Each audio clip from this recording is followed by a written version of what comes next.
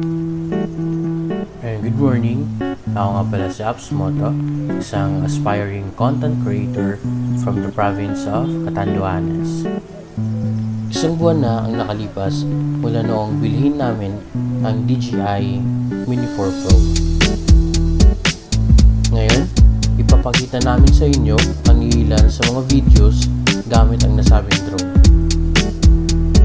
Pero bago yun, kung bago ka sa channel ko, just click the subscribe button below for more updates. Thank you!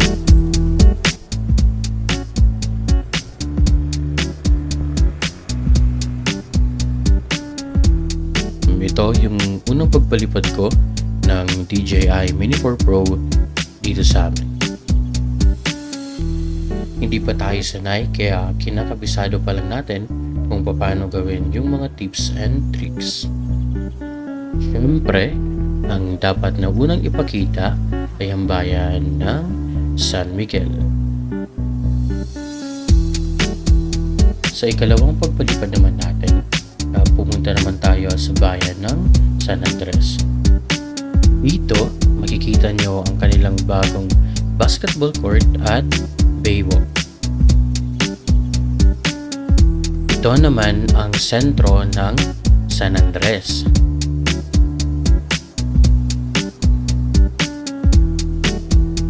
At ito naman ang San Andres Port.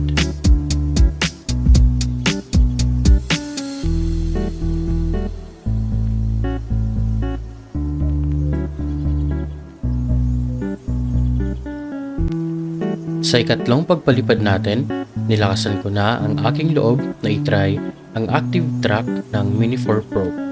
At kahit kinakabahan, ipinagpatuloy ko pa rin kasi isa ito sa mga rason kung bakit nagustuhan ko ang drone na ito. Andito po pala tayo sa boulevard sa bayan ng Verac.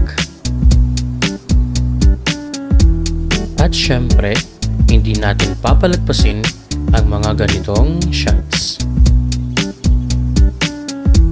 Sa ika-4 na pagpapalipad natin, pumunta tayo sa pagitan ng bayan ng Verac at bayan ng Bato.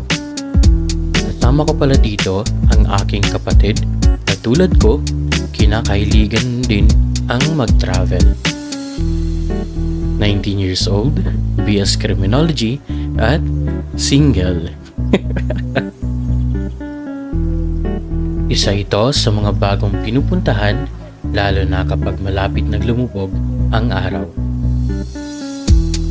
Napakaganda at nakakabighani naman kasing pagmasdan ang paglubog ng araw.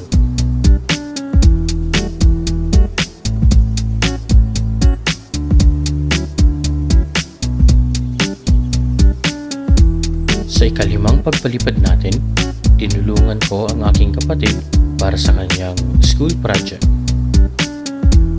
Sana nag-enjoy po kayo. Dito na po nagtatapos ang Drone Diaries para sa buwan ng Enero. Sa susunod po ulit. Thank you!